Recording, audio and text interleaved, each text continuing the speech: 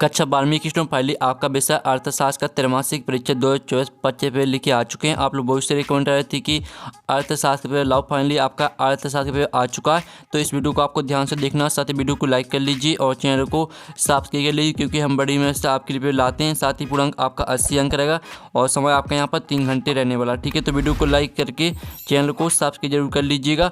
और साथ ही आप यहाँ पर देख लीजिए, आपके यहाँ पर निर्देश आते हैं सही प्रश्न करना अनिवार्य है। फिर आपका दूसरा निर्देश आता है प्रश्न क्रमांक 1 से 5 तक, ठीक है, वस्तुनिष्ठ प्रश्न जिनके लिए 32 अंक निर्धारित है। फिर आपका यहाँ पर तीसरा निर्देश आता है, चौथा, पाँचवा, ठीक है। आपके यहाँ पर निर्देश आते हैं तो आप निर्देश पढ़ सकते हैं। आप चलिए स्टूडेंट जो आपके यहाँ पर अर्थशास्त्र के पेपर वो देख लेते हैं। तो आपको थोड़ा जूम करके दिखाते हैं जिससे आप यहाँ पर अच्छी तरह से देख पाएंगे, ठीक है।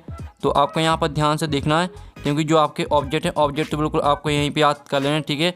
तो सही विकल्प चुनकर लिखिए। आपके 6 नंबर के आते हैं। तो पहला आता उत्पादन के घटक होते हैं, तो इसका आपका ऑप्शन आता है 2, बात आपका 3 और 7 4 और दाता 5। तो यहाँ पर उत्पादन के घटक होते हैं, तो इसका करेक्ट आंसर आपका दा हो जाएगा 5, ठीक है। तो आपको यहाँ पर ध्यान से सुनना और देखना है, जिससे पूरे ऑब्जेक्ट हैं वो आपको यहीं पे याद कर लेना है, ठीक है। तो इसलिए ध्यान से देखिएगा और सुनिएगा। फिर आपका दूसरा आता निम्न में से मध्यवर्ती वस्तु है, तो इसका आपका ऑप्शन आता टीवी, बाता मशीन और साता लकड़ी, दाता कोयला। तो यहाँ पर निम्न में से मध्यवर्ती वस्तु है, तो इसका करेक्ट आंसर आपका लकड़ी हो जाएगा। फिर आपका आता है साम्य कीमत का निर्धारण निम्न में से किसके द्वारा स्थापित होता है, तो आपका इसका ऑप्शन आता मांग, बाता पूर्ति, साता आओ बा दोनों, दाता इनमें से कोई नहीं। तो इसका करेक्ट आंसर आपका क्या रहने वाला है, इसका सा करेक्ट आंसर रहेगा आओ बा दोनों। फिर आपका चौथा आता है इनमें से कौन सी परिवर्तनशील लागत है, तो आपका आता संपत्ति कर, बाता कच्चे माल की लागत, सात ब्याज भुगतान और सात दाता उपयुक्त सभी। तो यहाँ पर इनमें से कौन सी परिवर्तनशील लागत है, इसका करेक्ट आंसर आपका रहने वाला कच्चे माल की लागत।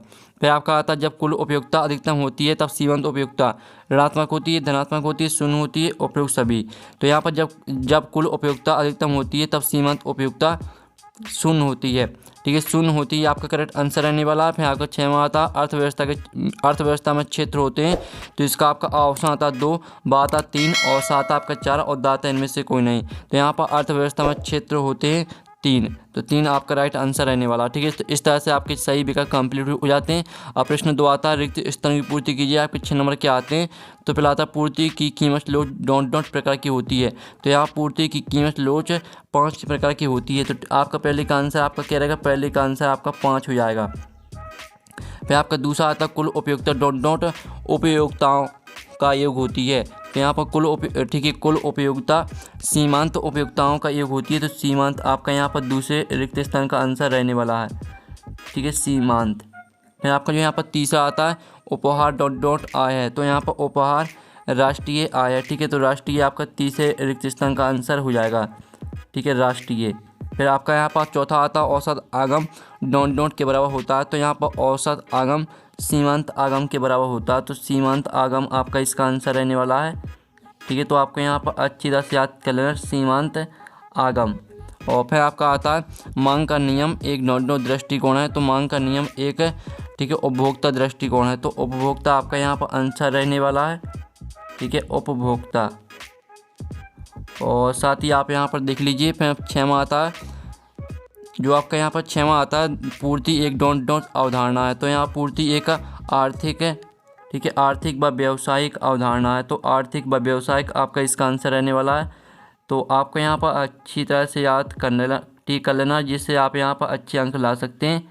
तो आर्थिक व व्यवसायिक आपका इसका आंसर रहने वाला। तो इस तरह से आपके रिक्त स्थान कंप्लीट हो जाते हैं।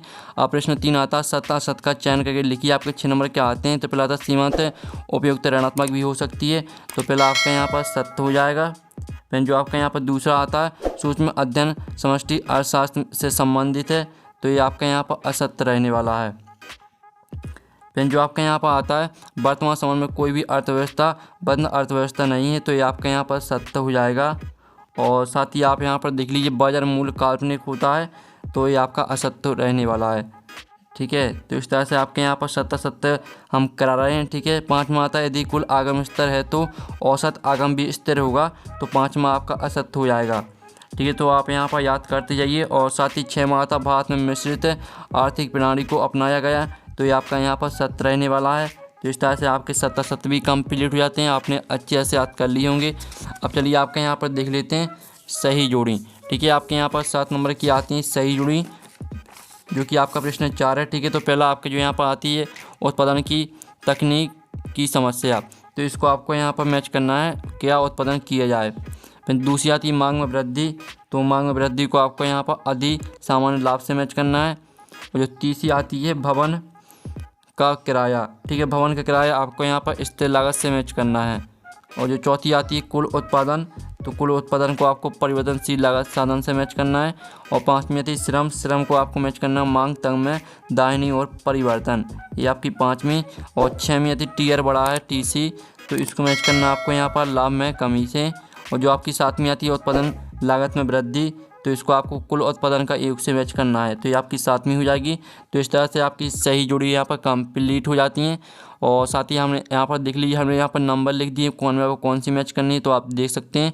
अब चलिए प्रश्न 5 आता है, एक शब्द वाक्य में उत्तर दीजिए। आपके 7 नंबर के आते हैं।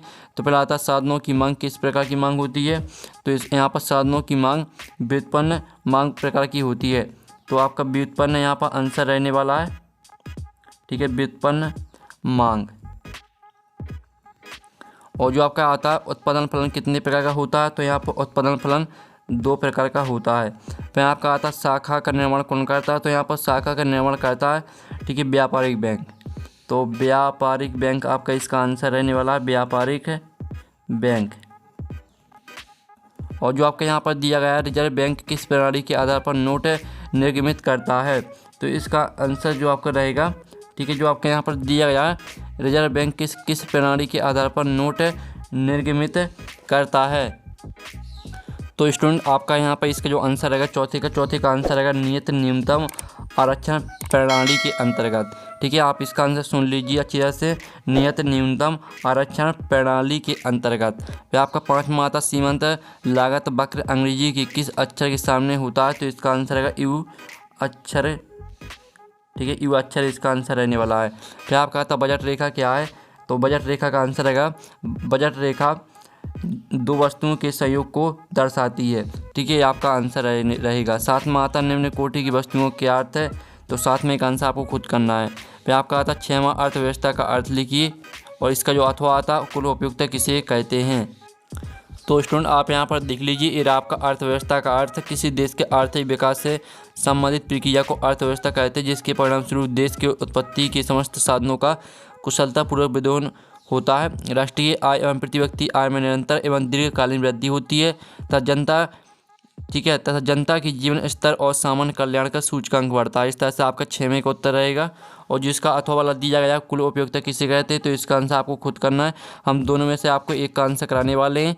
7वां आता मांग की लोच क्या मापती है, तो इसका आंसर आप यहाँ पर देख लीजिए, इसका आंसर आएगा मांग की कीमत लोच या मापती है कि किसी वस्तु की कीमत में परिवर्तन होने पर उसकी मांग में कितना परिवर्तन होता है। ये आपका यहाँ पर आंसर रहने वाला 7वें प्रश्न का।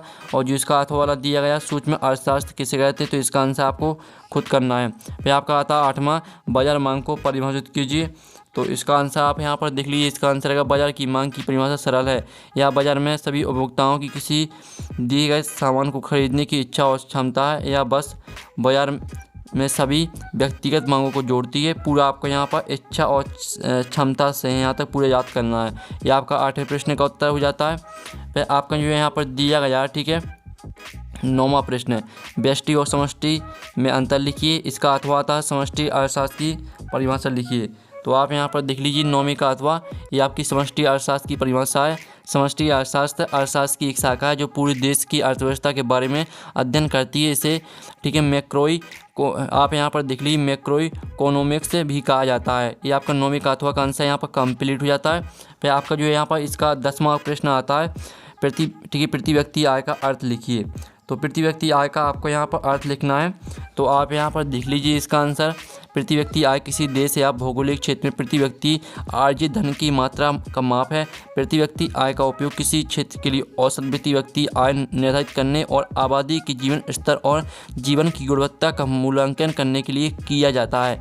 तो इस तरह से 10वें का उत्तर रहेगा। फिर जो आपका यहाँ पर इसका अथवा दिया है, सकल घरेलू उत्पाद किसे कहते हैं, तो इसका आंसर खुद करना है। फिर आपका 11वां आता स्टॉक किसे कहते हैं, तो स्टॉक आप यहाँ पर देख लीजिए, इसका आंसर रहेगा अर्थशास्त्र में स्टॉक शब्द से तात्पर्य उत्पादों, परिसंपत्तियों, ऋणों या धन की संपूर्ण मात्रा से है जिसे किसी निगम ने संग्रहित किया है, जो वितरण के साथ साथ बिक्री के लिए उपलब्ध है या किसी निश्चित तिथि पर रखा गया है।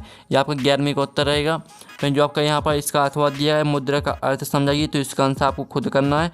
फिर आपका 12वां था केंद्रीय बैंक किसे कहते हैं, तो आप यहाँ पर देख लीजिए, ये आपका केंद्रीय बैंक एक सार्वजनिक संस्था है जो किसी देश या देशों के समूह की मुद्रा का प्रबंधन करती है और मुद्रा आपूर्ति को नियंत्रित करती है। शाब्दिक रूप से प्रचलन में धन की मात्रा। कई केंद्रीय बैंकों का मुख्य उद्देश्य मूल्य स्थिरता है। इस तरह से 12वीं का उत्तर हो जाता है आपका कंप्लीट।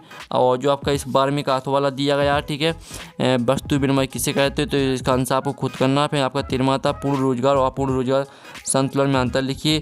फिर जो इसका अथवा दिया गया समग्र पूर्ति को स्पष्ट कीजिए, तो आप 13वीं का अथवा का आंसर देख लीजिए। ये आपका समग्र पूर्ति का मतलब यानी अर्थ लिखना था आपको, तो मतलब वो अर्थ एक ही चीज़ है, तो पूरा आपको याद कर लेना, ठीक है, स्क्रीनशॉट आप ले लीजिए। फिर जो आपके यहाँ पर 14वां प्रश्न देख लेते हैं, तो 14वां प्रश्न आता है पूर्ति का नियम समझाइए, अथवा आता उपयुक्त, ठीक है, उपयोगिता की परिभाषा लिखिए। तो जो आपका यहाँ पर अथवा दिया गया उपयोगिता की परिभाषा लिखिए, तो आप यहाँ पर देख लीजिए, अर्थशास्त्र में उपयोगिता एक शब्द है जिसका उपयोग किसी वस्तु या सेवा के मूल्य या मूल्य को निर्धारित करने के लिए किया जाता है। अधिक विशेष रूप से उपयोगिता किसी वस्तु या सेवा के उपभोग से प्राप्त होने वाली कुल संतुष्टि या लाभ है, ठीक है। आपका 14वीं का अथवा का आंसर यहाँ पर कंप्लीट हो जाता है। फिर जो आपके यहाँ पर दिया गया, ठीक है, 15वां उदासीनता वाक्य नकारात्मक ढाल क्यों बनाते हैं, अथवा उपभोक्ता के बजट समूह से आपके समझते हैं, तो 15वें का आंसर देख लीजिए, ये आपका यहाँ पर दिया गया, ठीक है, 15वें प्रश्न का उत्तर है। तो पूरा आपको यहाँ पर याद कर लेना, अच्छे से पढ़ लीजिएगा और याद कर लीजिएगा। और साथ ही आप यहाँ पर देख लीजिए, जो आपका यहाँ पर दिया गया 16वां, ठीक है, 16वां आपका आता है केंद्रीकृत योजना बंद अर्थव्यवस्था एवं बाजार अर्थव्यवस्था में अंतर लिखिए, अथवा आता पैमाने के प्रतिफल को परिभाषित कीजिए। फिर आपका आता 7वां पूरक एवं प्रतिस्थापन वस्तु क्या होती है, उदाहरण सही लिखिए, अथवा आता औसत लागत वक्र यू आकार के क्यों होते हैं, कारण दीजिए। फिर आपका 18वां आता अधिमांग और अधिपूर्ति में अंतर लिखिए, अथवा आता आर्थिक समस्या उत्पन्न होने के 3 कारण लिखिए। जो इनके आंसर वो भी हम बताने वाले हैं, पहले आप प्रश्नों को ध्यान से देख लीजिएगा, ठीक है। आप इन प्रश्न के उत्तर भी आपको कराए जाएंगे। हस्तांतरण भुगतान किसे कहते हैं, या सदन किस प्रकार भिन्न है, अथवा आता सकल घरेलू उत्पाद एवं सकल राष्ट्रीय उत्पाद में अंतर लिखिए। फिर 20वां प्रश्न आप यहाँ पर देख लीजिए, ठीक है। फिर 21वां आता क्या होगा यदि हम बाजार में प्रचलित मूल्य है संतुलन कीमत से अधिक और संतुलन कीमत से कम, इसका अथवा आप यहाँ पर देख लीजिए। फिर 22वां आता रेखा चित्र की सहायता से पूर्ति की कीमत लोच के विभिन्न रूपों की व्याख्या कीजिए और सामान्य कीमत एक स्थायी घटना कैसे समझाइए, ठीक है। और साथ ही आपका लास्ट वाला प्रश्न आता है, तो इसको देख लीजिए। तो इस तरह से पूरा आपका अर्थशास्त्र पेपर कंप्लीट हो जाता है, जो आपके 4 नंबर के प्रश्न हैं। और साथ ही जो आपके यहाँ पर 3 नंबर के प्रश्न हैं, इनका सॉल्यूशन आपको टेलीग्राम ग्रुप में मिल जाएगा, जिसकी लिंक यहाँ वीडियो के डिस्क्रिप्शन दी गई है, ठीक है। और PDF डाउनलोड करना चाहते हैं पेपर का, तो उसका लिंक भी आपको वीडियो के डिस्क्रिप्शन में मिल जाएगी, तो वहाँ से आप PDF डाउनलोड कर सकते हैं। लिंक वीडियो के डिस्क्रिप्शन दी गई है। तो हमें यहाँ पर नेक्स्ट वीडियो में मिले। Thanks for watching.